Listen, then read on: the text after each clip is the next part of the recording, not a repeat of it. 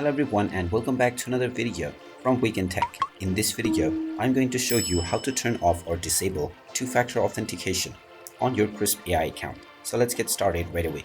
First of all, open up your web browser and then in the address bar type in krisp.ai and press enter. You will now be taken into the official Krisp AI website. Click on the sign in button at the top right corner and proceed forward with your email address and password. Once you are logged in, you will see the manage account button, which you can click on to end up within your dashboard. Now, if you wish to turn off two-factor authentication that you have enabled, click on the settings option at the left side and you will end up within your account settings page. From this page, scroll down and you will see the disable button underneath two-factor authentication. If you have enabled it, click on this button and you will be asked to enter the verification code that has been sent to the Authenticator app. Just check your Authenticator app and enter the 6-digit code that you see within. After entering the code, click on the disable button and now the two-factor authentication will be disabled on your account successfully. You can click on the OK button to go back to using Krisp AI.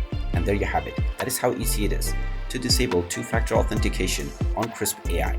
If you find this video helpful, make sure you hit that like button and subscribe to our channel if you haven't done so already.